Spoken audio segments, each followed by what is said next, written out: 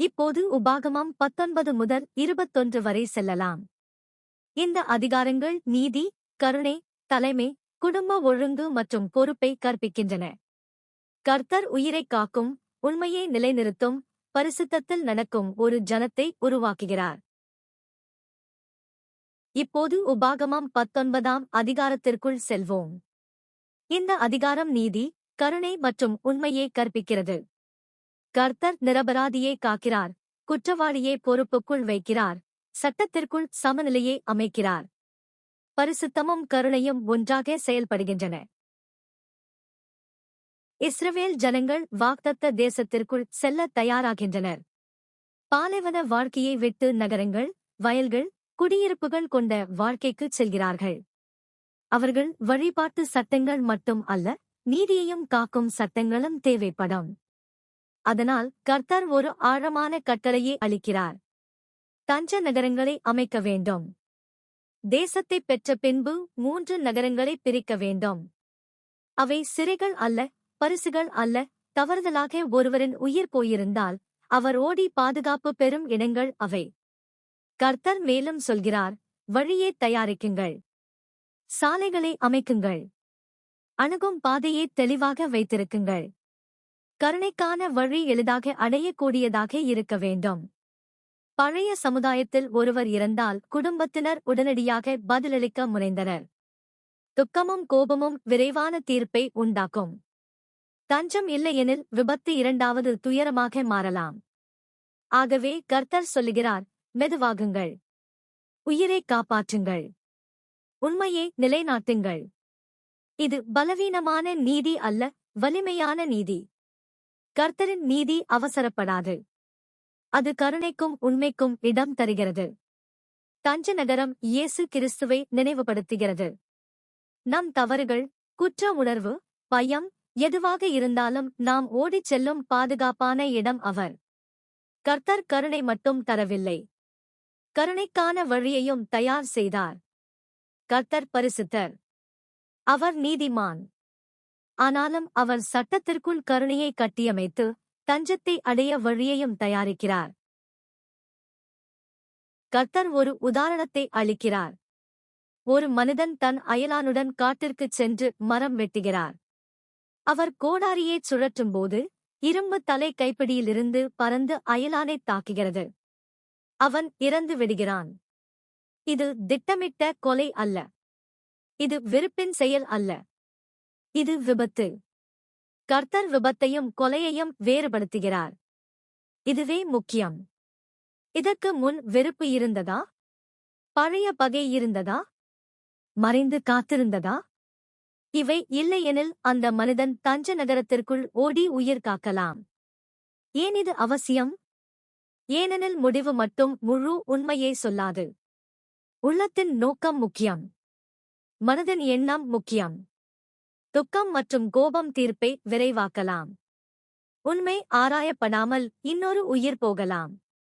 ஆகவே கர்த்தர் காலம் தருகிறார். விசாரணை செய்ய இடம் தருகிறார். உணர்ச்சியிலிருந்து நீதியை பிரிக்கிறார். இது கர்த்தரின் குணத்தை வெளிப்படுத்துகிறது. அவர் வெளிப்படையான செயலை மட்டும் பார்க்கவில்லை, உள்ளத்தின் நோக்கத்தையும் பார்க்கிறார். இன்றும் இது நமக்கு பாடம். ஒவ்வொரு தவறும் கலகமல்ல, ஒவ்வொரு குறையும் திட்டமிட்டதல்ல, சில சமயம் விபத்துதான். ஆகவே சீஷர்கள் விரைவாக தீர்ப்பு வழங்காமல் காத்திருக்க கற்றுக்கொள்கிறார்கள். உண்மையை அறிய முனைகிறார்கள். உள்ளத்தின் நோக்கத்தை கருதுகிறார்கள். கர்த்தரின் நீதி உள்ளத்தை எடுக்கும். கர்த்தர் இப்போது கட்டளையை விரிவுபடுத்துகிறார். தேசத்தின் எல்லைகள் விரிந்தால் மேலும் தஞ்ச நகரங்கள் சேர்க்கப்பட வேண்டும். தேசம் வளரும்போது கருணையும் வளர வேண்டும். ஆனால் கர்த்தர் ஒரு தெளிவான வரியை இழுக்கிறார். ஒருவன் தன் அயலானை வெறுத்து மறைந்து காத்திருந்து திட்டமிட்டு தாக்கிக் கொன்றால் அவன் தஞ்ச நகரத்தில் தங்கக்கூடாது. மூப்பர்கள் அவனை ஒப்படைத்து நீதியை நிறைவேற்ற வேண்டும். தஞ்சம் தீமைக்கு மறைவிடம் அல்ல. இங்கே சமநிலை காணப்படுகிறது. விபத்துக்கான கருணை உண்டு. ஆனால் திட்டமிட்ட கொலைக்கு அனுமதி இல்லை. கருணை உண்மைதான். ஆனால் அது பொறுப்பை நீக்காது. தவறான இரக்கம் நீதியை குலைக்கக் கூடாது. உண்மை முன்னிலையில் உணர்ச்சி ஆட்சி செய்யக்கூடாது. கர்த்தரின் கருணை ஒழுங்குடனானது. அது நீதிக்குள் இயங்குகிறது. இது நமக்கு கற்பிப்பது, கிருபை என்பது தீமைக்கு அனுமதி அல்ல, மன்னிப்பு என்பது பொறுப்பை மறுக்கும் செயல் அல்ல, அன்பு உண்மையை மறைக்காது. வலிமையான நீதி உயிரைக் காக்கிறது. உண்மையான கருணை மனந்திரும்புகிறவரை காக்கிறது. கர்த்தர் இரண்டிற்கும் வித்தியாசத்தை அறிவார். கர்த்தர் இப்போது ஒரு சிறிய கட்டளையை அளிக்கிறார், ஆனால் அது ஆழமான அர்த்தம் கொண்டது. உன் அயலானின் எல்லைக் கல்லை நகர்த்தாதே. பழைய இஸ்ரவேலில் நிலம் என்பது சும்மா சொத்து அல்ல, அது பாரம்பரியம். அது உடன்படிக்கை. அது வாழ்வாதாரம். எல்லைக் கற்கள் ஒவ்வொரு குடும்பத்திற்கும் வழங்கப்பட்ட பங்கை குறித்தன. எல்லைக் கல்லை நகர்த்துவது சிறிய தவறு அல்ல, அது அமைதியான திருட்டு. வாழ் இல்லை, சண்டை இல்லை. ஆனால் இரவில் நகர்த்தப்பட்ட கல். அந்தக் கல் நம்பிக்கையை குறிக்கிறது, ஒழுங்கை குறிக்கிறது, உடன்படிக்கையை குறிக்கிறது. கர்த்தர் எல்லைகளை மதிக்கிறார். நியாயமான பகிர்வு முக்கியம். நேர்மை முக்கியம். பொறுப்புடன் வாழ்வது முக்கியம். இது நிலத்திற்கே மட்டும் அல்ல. ஆன்மீக எல்லைகள் உள்ளன. நெறி எல்லைகள் உள்ளன. உடன்படிக்கை எல்லைகள் உள்ளன. எல்லைகள் மெதுவாக நகர்த்தப்பட்டால் உண்மை மங்கிவிடும். சிறிய அநியாயம் கூட சமுதாயத்தை பலவீனப்படுத்தும். நேர்மையான சமூகம் எல்லைகளை மதிக்கும். கர்த்தர் நீதிக்கான இன்னொரு பாதுகாப்பை அளிக்கிறார். ஒரு சாட்சி மட்டும் போதாது. ஒரே குற்றச்சாட்டு ஒரு மனிதரை தண்டிக்க போதுமானதல்ல, 2 அல்லது 3 சாட்சிகள் மூலம் உண்மை உறுதி செய்யப்பட வேண்டும். இது நிரபராதியை காக்கும். சமுதாயத்தின் நேர்மையையும் காக்கும். ஏன் கர்த்தர் இதை வலியுறுத்துகிறார்? ஏனெனில் மனித நினைவு தவறலாம். பார்வை குறைவாக இருக்கலாம். உள்ளத்தின் நோக்கம் கலந்திருக்கலாம். ஒரே குரல் தவறாக இருக்கலாம். மிகைப்படுத்தலாம். அல்லது பொய்யாக இருக்கலாம். உண்மை உறுதி செய்யப்பட வேண்டும். கர்த்தர் நீதிக்குள் பொறுமையை அமைத்துள்ளார். அவசர தீர்ப்பை தடுக்கிறார். வதந்தி அல்லது தனிப்பட்ட பகையால் தண்டனை வராமல் காக்கிறார். நியாயமான தீர்ப்பு எப்போதும் இரு பக்கங்களையும் கேட்கும். உண்மையைச் சரிபார்க்கும். ஆன்மீக உண்மைகளிலும் இதே முறை. வேதாகமம், தீர்க்கதரிசிகள், பரிசுத்த ஆவி, பல சாட்சிகள். வலிமையான நீதி அவசரப்படாது. உறுதிப்படுத்தப்பட்ட உண்மையை மட்டுமே ஏற்கும். இந்த அதிகாரம் ஒரு கடுமையான எச்சரிக்கையுடன் முடிகிறது.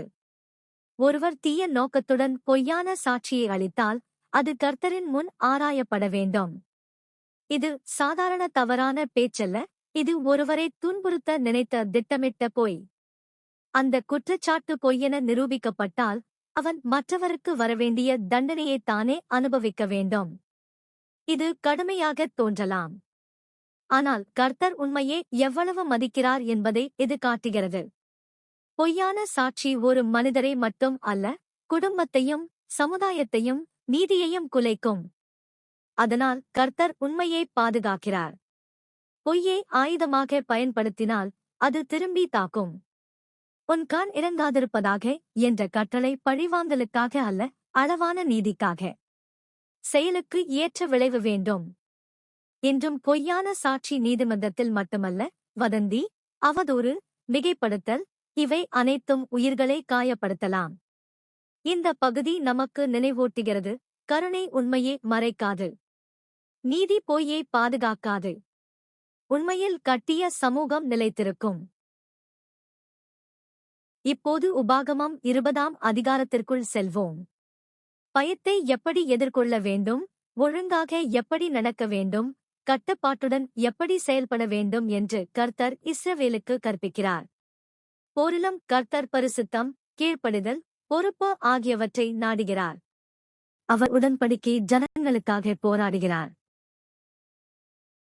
இஸ்ரவேல் மோதலின் விளிம்பில் நிற்கிறது. அவர்கள் காணப்போகிறதை வசனம் குறிப்பிடுகிறது.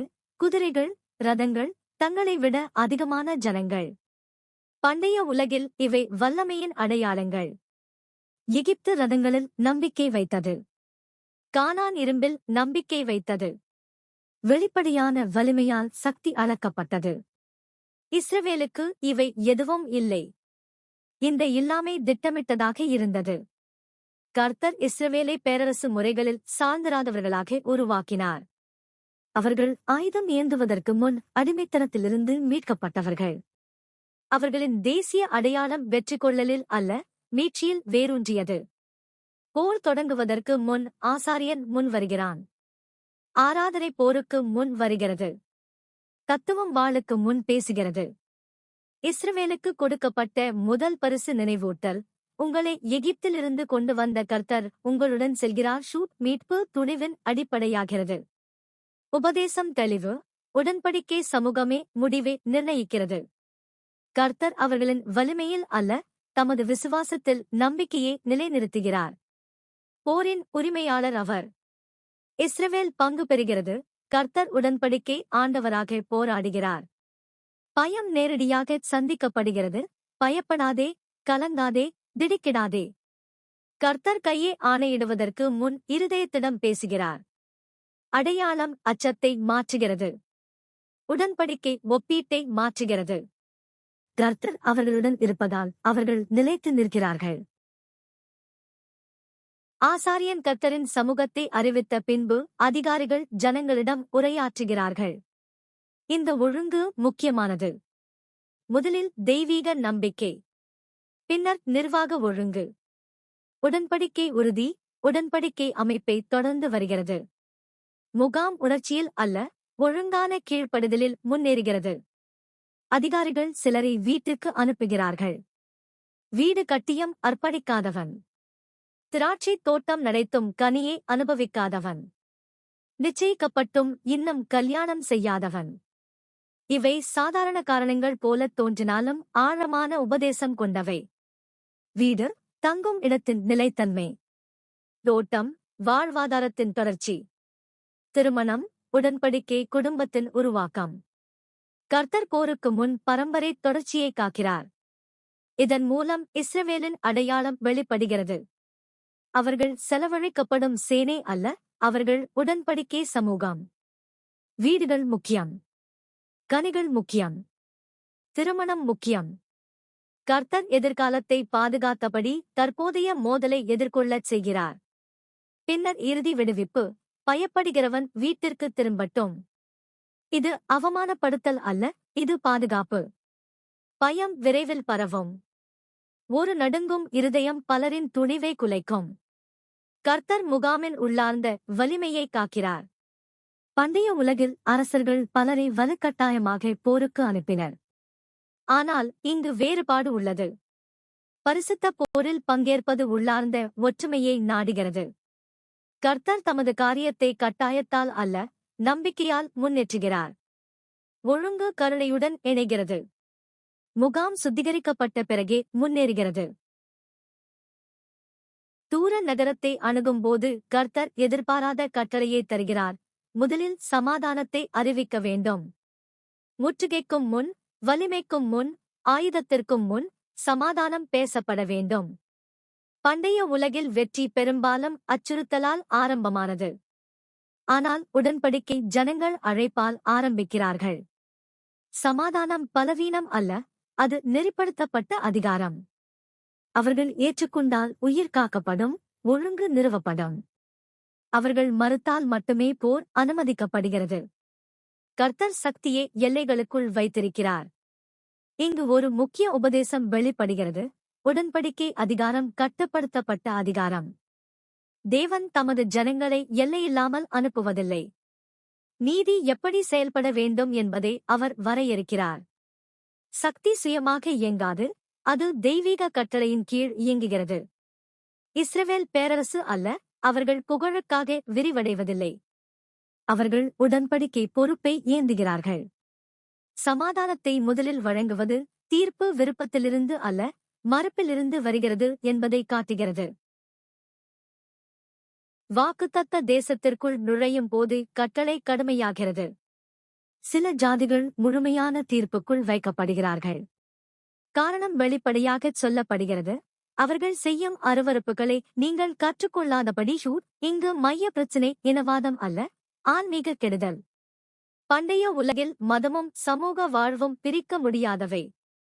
விக்கிரகாராதனை தனிப்பட்ட நம்பிக்கை அல்ல, அது வாழ்க்கை முறையாயிருந்தது. அந்த ஆராதனையை ஏற்றுக்கொள்வது அந்தச் சமூகத்தின் நீதியையும் ஒழுக்கத்தையும் ஏற்றுக்கொள்வதற்கு சமம். ஆகவே கர்த்தர் எல்லைகளை உறுதியாக அமைக்கிறார். தேசம் பரிசாக அளிக்கப்படுகிறது. ஆனால் பரிசுத்தமில்லாத தேசம் அதைப் பெற்றவர்களையே அழித்திருக்கும். கர்த்தர் நிலத்தை மட்டும் தரவில்லை, ஆராதிக்கும் ஜனத்தை உருவாக்குகிறார். இந்த கட்டளையின் தீவிரம் உடன்படிக்கை அடையாளத்தின் முக்கியத்துவத்தை வெளிப்படுத்துகிறது. பரிசுத்தம் தண்டனை அல்ல, பாதுகாப்பு. கலப்பாராதனை உடன்படிக்கையை உடைக்கும். எகிப்திலிருந்து மீட்கப்பட்ட ஜனங்கள் கானானில் எகிப்தை மீண்டும் கட்டக்கூடாது. கர்த்தர் அவர்களின் எதிர்கால விசுவாசத்தை காக்கிறார். கடைசி வசனங்களில் முற்றுகை போரை குறித்து கர்த்தர் அறிவுறுத்துகிறார். கட்டிடத் தேவைக்காக சில மரங்களை வெட்டலாம், ஆனால் கனியளிக்கும் மரங்களை அழிக்கக்கூடாது. இது சாதாரண விதி அல்ல, உடன்படிக்கை உபதேசம். பழமரம் வாழ்வாதாரத்தையும் தொடர்ச்சியையும் குறிக்கிறது. மோதலிலும் உயிரைக் காக்கும் ஆதாரங்கள் பாதுகாக்கப்பட வேண்டும். பாதுகாப்புக்கு தேவையானது மற்றும் அசட்டத்தரமான அழிவு ஆகியவற்றை கர்த்தர் வேறுபடுத்துகிறார். உடன்படிக்கை வாழ்க்கை கட்டுப்பாட்டை உள்ளடக்கியது. போரின் அவசரம் நெறிப்பொறுப்பை நீக்காது. சக்தி ஒழுங்குபடுத்தப்பட்டதாக இருக்க வேண்டும். வெற்றியையே அல்ல, செயல்முறையையும் கர்த்தர் ஆளுகிறார். அழுத்தத்திலும் பராமரிப்பு தொடர வேண்டும். எல்லைகள் நீங்காது. தேசம் அவர்களுக்கு சொந்தமல்ல, அது உடன்படிக்கையின் கீழ் ஒப்படைக்கப்பட்டது. உபாகமம் 20 தேவனுடைய ஜனங்கள் பயத்தில் அல்ல, உடன்படிக்கையில் வாழ வேண்டும் என்று கற்பிக்கிறது. இஸ்ரவேல் வெளிப்படையான அச்சுறுத்தலை சந்தித்த போதும் கர்த்தர் அவர்களை நினைவூட்டலுக்குள் கொண்டு வந்தார். துணிவு அவர்களின் வலிமையிலிருந்து அல்ல, கர்த்தரின் சமூகத்திலிருந்து வந்தது. இந்த அதிகாரம் ஒழுங்கையும் கற்பிக்கிறது. ஆசாரியன் முதலில் பேசினார். முகாம் அமைக்கப்பட்டது. குடும்பங்களும் பரம்பரையும் பாதுகாக்கப்பட்டன. இதன் மூலம் தேவன் வீடுகளையும் நிலைத்தன்மையையும் மதிக்கிறார் என்பதை காண்கிறோம். பரிசுத்தம் பாதுகாக்கப்பட்டது. கெடுபிடியான ஆராதனையை ஏற்க வேண்டாம் என்று கட்டளையிடப்பட்டது. உடன்படிக்கை விசுவாசம் கலப்பின்றி இருக்க வேண்டும். இறுதியாக கட்டுப்பாடு கற்பிக்கப்பட்டது. முற்றுகையிலும் எல்லைகள் நீங்கவில்லை. சக்தி ஒழுங்குபடுத்தப்பட்டது. அவசரம் பொறுப்பை நீக்கவில்லை. இந்த அதிகாரம் நம்மை கர்த்தரின் சமூகத்தில் வேரூன்றிய துணிவுடன், ஒழுங்கான கீழ்ப்படுதலுடன், கலங்காத ஆராதனையுடன், கட்டுப்படுத்தப்பட்ட வலிமையுடன் வாழ அழைக்கிறது. உபாகமம் 21 அதிகாரம் போரிலிருந்து சமூக ஒழுங்குக்கு திரும்புகிறது. இங்கே கர்த்தர் தமது ஜனங்கள் நீதியை எப்படி காக்க வேண்டும், பலவீனரை எப்படி பாதுகாக்க வேண்டும், குடும்பம் மற்றும் மரபுரிமை எப்படி திருத்தமாக நடத்தப்பட வேண்டும் என்பதை கற்பிக்கிறார். உடன்படிக்கை வாழ்க்கை பொது வாழ்க்கையிலும் வீட்டிலும் செயல்பட வேண்டும் என்பதை இந்த அதிகாரம் காட்டுகிறது. ஒரு மனிதன் கொல்லப்பட்ட நிலையில் தேசத்தில் கிடைக்கிறார், ஆனால் கொலை செய்தவர் யார் என்று தெரியவில்லை என்றால் உடன்படிக்கை சமூகம் அதை புறக்கணிக்க முடியாது. கர்த்தர் இந்தச் சூழ்நிலையையே எடுத்துச் சொல்கிறார். யாருக்கும் தெரியாத குற்றம் என்றாலும் அது தேசத்தின் மீது ஒரு நெறிக்கடமையை உருவாக்குகிறது. இஸ்ரவேலில் நீதி என்பது தனி மனிதத்தின் விஷயமாக மட்டும் இல்லை, அது சமூகத்தின் பொறுப்பு. அப்பாவியின் இரத்தம் மண்ணில் இருந்தால் தேசம் சும்மா இருக்க முடியாது. ஆகவே மூப்பர்கள் வெளியே வருகிறார்கள். அவர்கள் அருகிலுள்ள நகரங்களை கணக்கிடுகிறார்கள். எந்த நகரம் அருகில் இருக்கிறது என்பதை அளந்து கண்டறிகிறார்கள். இதில் கர்த்தர் கற்பிக்கும் முக்கிய கருத்து ஒன்று உள்ளது. நீதியை உணர்வால் மட்டும் தீர்க்க முடியாது, ஒழுங்கும் விசாரணையும் தேவை. அருகில் உள்ள நகரத்தின் மூப்பர்கள் பொறுப்பை ஏற்றுக்கொள்ள வேண்டும். இது அவர்கள் கொலையாளி என்ற பொருளில் அல்ல, ஆனால் அவர்கள் அருகில் இருந்ததால் சமூகமாக நீதிக்காக செயல்பட வேண்டிய பொறுப்பில் இருக்கிறார்கள். பின்னர் ஒரு ஹெஃபர் எடுத்துக் கொள்ளப்படுகிறது. அதை உழவு செய்யாத, நுகம் அணியாததாக இருக்க வேண்டும் என்று சொல்கிறார். இது சாதாரண விவசாய பொருள் அல்ல, ஒரு சின்னம். உழவு செய்யாததே என்றால் அது இன்னும் பொது பயன்பாட்டுக்கு ஒப்படைக்கப்படாது. அது ஒரு பரிசுத்த செயலுக்காக மட்டும் ஒதுக்கப்பட்டது என்று காட்டுகிறது. அவர்கள் அதை வாடி ஓடும் பள்ளத்தாக்குக்கு கொண்டு போகிறார்கள். நீரூற்று அருகில் தண்ணீர் ஓடும் இடத்தில் கர்த்தர் அடிக்கடி தண்ணீரை சுத்திகரிப்பின் சின்னமாக பயன்படுத்துகிறார். இங்கேயும் அதே. அப்பாவியின் இரத்தம் மூலம் தேசம் மாசடையக்கூடாது. உடன்படிக்கை ஜனங்கள் சுத்திகரிக்கப்பட வேண்டும். ஆசாரியர்கள் முன்னிலையிலே மூப்பர்கள் கை கழுவுகிறார்கள். இது ஒரு செய்தி. நாங்கள் இந்த இரத்தத்தை செய்யவில்லை, எங்கள் கண்களும் பார்க்கவில்லை என்று அவர்கள் அறிவிக்கிறார்கள். இது தப்பித்தல் அல்ல, இது பொது சாட்சியம். அவர்கள் சமூகமாக நீதியை மறைக்காமல் வெளிச்சத்துக்கு கொண்டு வருகிறார்கள். குற்றவாளி தெரியாத போதும் அவர்கள் அப்பாவி இரத்தத்தை மிகவும் முக்கியமாக எடுத்துக் கொள்கிறார்கள் என்று காட்டுகிறார்கள். அவர்கள் கர்த்தரிடம் வேண்டுகிறார்கள், உமது ஜனங்களை பரிகாரம் செய்யும், இந்த இரத்தத்தின் குற்றம் நம்மேல் இருக்காதபடி செய்யும் என்று. இங்கே மையமானது ஒன்று. உடன்படிக்கை வாழ்வில் நீதியும் இரக்கமும் ஒன்றாக நடக்க வேண்டும். நீதி தேடப்படுகிறது. அதே நேரத்தில் சமூகத்தின் மேல் குற்றமோ மாசோ இருக்காமல் கர்த்தரின் முன் சுத்தமாக நிற்க வேண்டும்.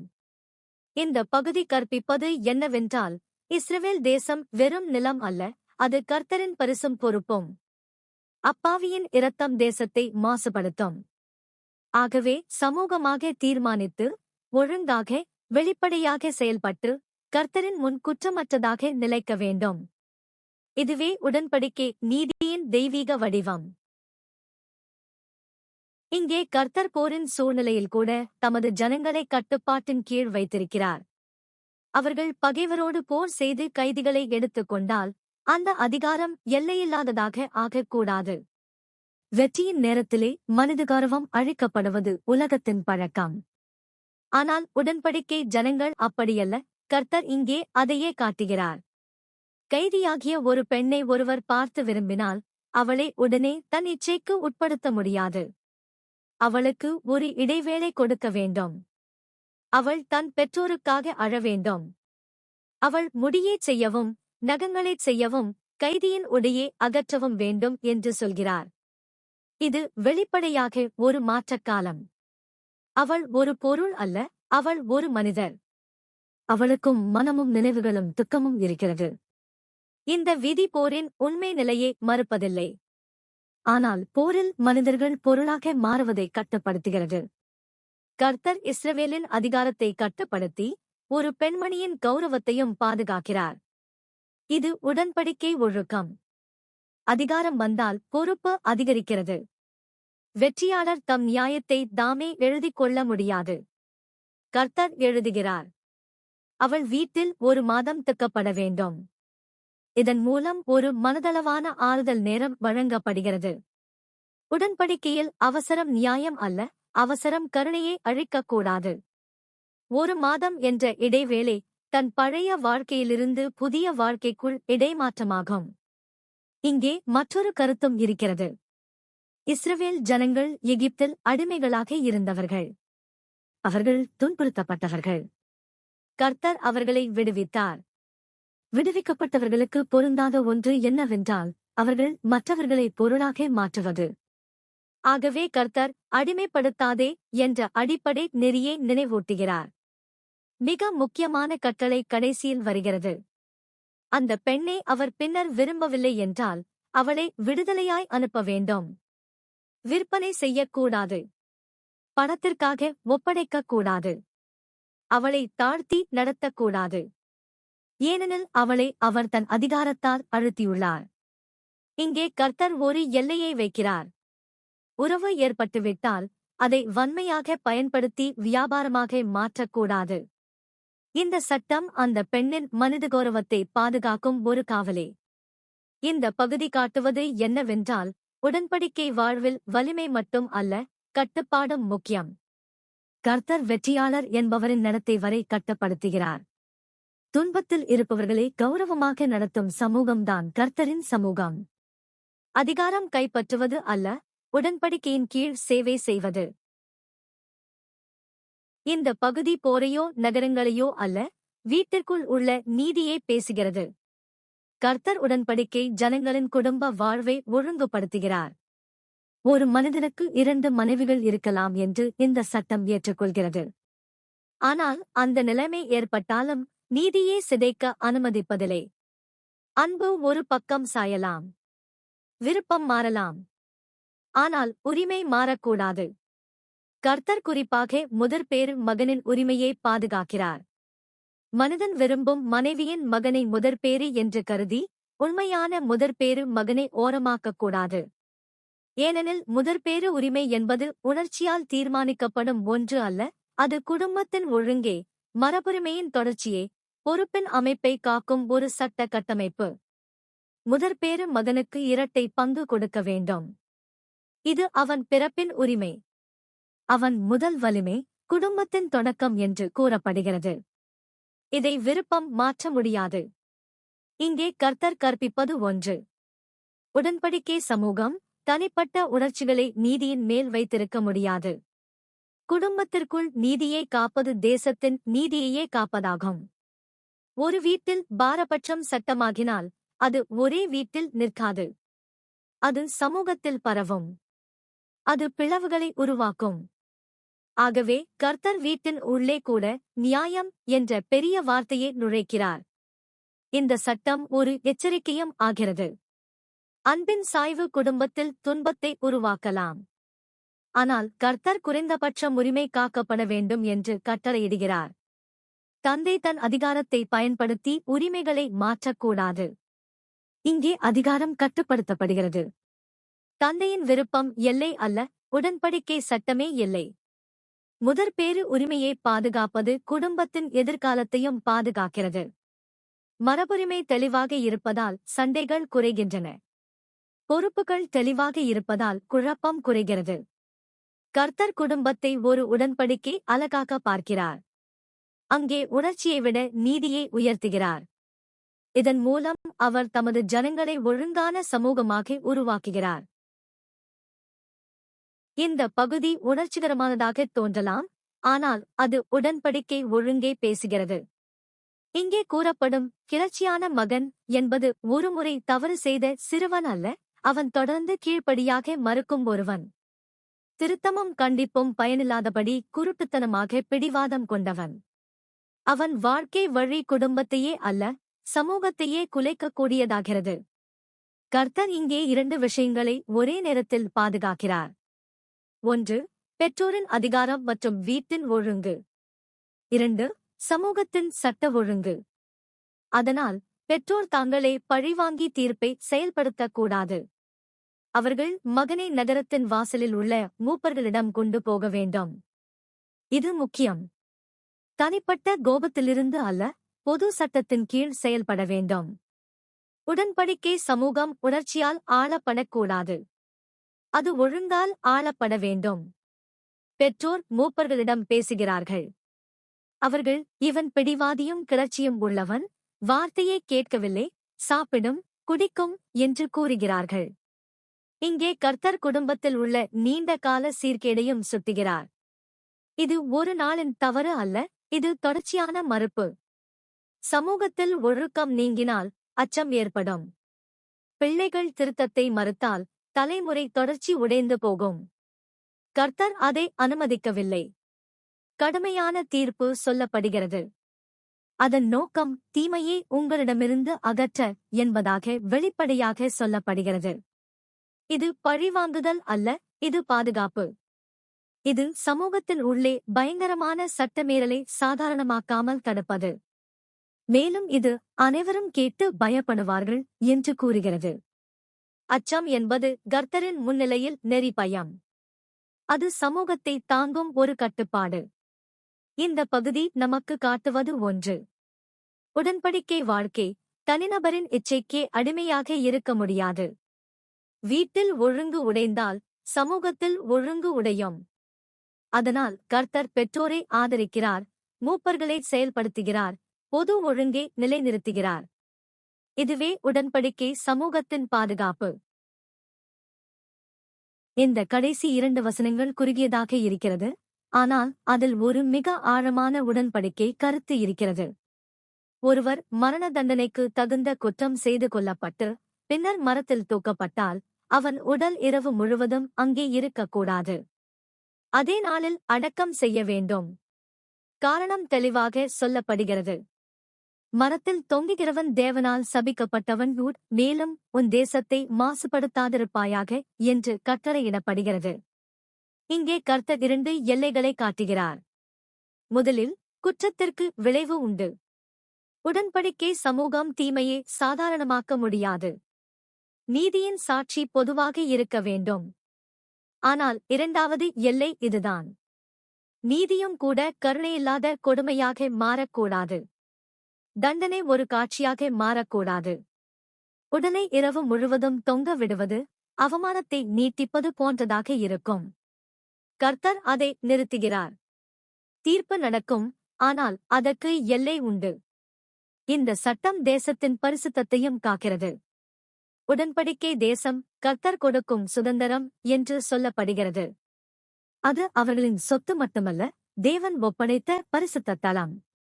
அதனால் மரணமும் தீர்ப்பும் இருந்தாலும் மாசும் அசுத்தமும் தேசத்தில் நிலைத்து இருக்கக்கூடாது. உடலை அகற்றி அடக்கம் செய்வது மாசத்தை நீக்குவதின் சின்னம். கர்த்தர் தமது ஜனங்களுக்கு சுத்தத்தையும் மரியாதையையும் கற்பிக்கிறார். சபிக்கப்பட்டவன் என்ற வார்த்தை இங்கே மிக வலிமையானது. அது குற்றத்தின் தீவிரத்தை நினைவூட்டுகிறது. தவறு என்பது வெறும் மனித சட்ட மீறல் அல்ல, அது தேவனின் ஒழுங்குக்கு எதிரானது. ஆகவே தீர்ப்பு தேவனின் நீதியை நினைவூட்டுகிறது. ஆனால் ஒரே நேரத்தில் கர்த்தர் அந்த நீதியை எல்லையோடு நடத்தச் சொல்கிறார். இதுவே உடன்படிக்கை ஒழுங்கு. தீமை வெளிச்சத்தில் கொண்டு வரப்படுகிறது.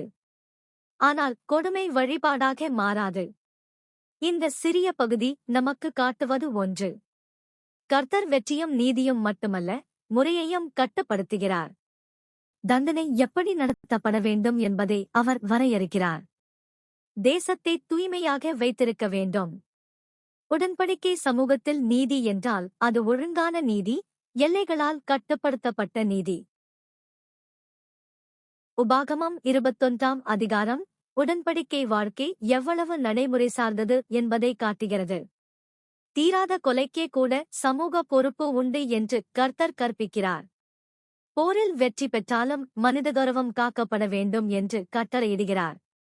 குடும்பத்தில் அன்பின் சாய்வு இருந்தாலும் நீதியின் உரிமை சாயக்கூடாது என்று வலியுறுத்துகிறார். பிடிவாதமான கிளர்ச்சிக்கு சமூக ஒழுங்கு பதில் அளிக்க வேண்டும் என்று சொல்கிறார். கடைசியாக நீதியும் கூட எல்லைகளோடு நடத்தப்பட வேண்டும், தேசம் மாசடையக்கூடாது என்று கற்பிக்கிறார். நவீன பயன்பாடு இதுதான். உடன்படிக்கை விசுவாசம் வீட்டிலும் சமூகத்திலும் தெரிந்திருக்க வேண்டும். பொறுப்பை தள்ளிவிடாமல் எதிர்கொள்ள வேண்டும். அதிகாரத்தை கட்டுப்பாட்டின் கீழ் வைத்திருக்க வேண்டும். நீதியை உணர்ச்சியால் அல்ல, ஒழுங்கால் நடத்த வேண்டும். உபாகமம் 19 முதல் 21 அதிகாரங்கள் வரை கர்த்தர் உடன்படிக்கை வாழ்க்கை ஒழுங்கோடு வாழப்பட வேண்டும் என்பதை தொடர்ந்து கற்பிக்கிறார். நீதியை தனிப்பட்ட கோபத்துக்கும் பழிவாங்குதலுக்கும் விட முடியாது. இரக்கத்தை உணர்ச்சியின் பெயரில் சட்டமற்றதாக மாற்ற முடியாது. பரிசுத்தத்தை விருப்பப்படி வைத்துக் கொள்ள முடியாது. உடன்படிக்கை ஒரு கட்டமைப்பு, அது வாழ்வியல் முறையை கட்டுப்படுத்துகிறது. 19ஆம் அதிகாரம் உயிரைக் காப்பதற்கான நடைமுறைகளை காட்டுகிறது. அபய நகரங்கள் பழிவாங்குதலை கட்டுப்படுத்தி நீதியை பாதுகாக்கிறது. சாட்சிகளின் நெறி உண்மையை காக்கிறது. எல்லைக் கற்கள் சுதந்திரத்தை காக்கிறது. நியாயமான அளவான தண்டனை சமூகம் கொடுமையாக மாறாமல் தடுக்கும். 20ஆம் அதிகாரம் வலிமைக்கு கட்டுப்பாடு இருக்க வேண்டும் என்று கற்பிக்கிறது. கர்த்தர் தைரியத்தை அளிக்கிறார், ஆனால் முறையையும் நிர்ணயிக்கிறார். சமாதானம் முன்பே வழங்கப்படுகிறது. பரிசுத்தம் கெடுக்கும் வழிபாடுகளிலிருந்து காக்கப்படுகிறது. முற்றுகையிலும் கூட பொறுப்புள்ள பராமரிப்பு தொடர வேண்டும். உடன்படிக்கை ஜனங்கள் அழைப்பவர்கள் அல்ல, அவர்கள் கர்த்தர் ஒப்படைத்த சுதந்திரத்தின் காவலர்கள். 21ஆம் அதிகாரம் இதையே சமூக வாழ்விலும் வீட்டிலும் கொண்டு வருகிறது. தீராத இரத்தக் குற்றம் சமூக பொறுப்பாகிறது. அதிகாரம் உள்ளவர்களும் கட்டுப்பாடோடு நடக்க வேண்டும். குடும்பத்தில் பாரபட்சம் நீதியை சிதைக்கக்கூடாது. ஒழுக்கம் தனிப்பட்ட கோபமாக அல்ல, பொது ஒழுங்காக செயல்பட வேண்டும். நீதியிலும் எல்லை இருக்க வேண்டும். தேசம் மாசடையக்கூடாது.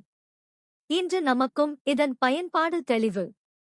விசுவாசம் என்பது நாம் நம்புவது மட்டுமல்ல, உடன்படிக்கையின் கீழ் நாம் எப்படி வாழ்கிறோம் என்பதும். கர்த்தர் நம்மை அளவான நீதி, கட்டுப்பட்ட வலிமை, பாதுகாக்கப்பட்ட பரிசுத்தம் மற்றும் பொறுப்புள்ள சமூக வாழ்க்கைக்கு அழைக்கிறார்.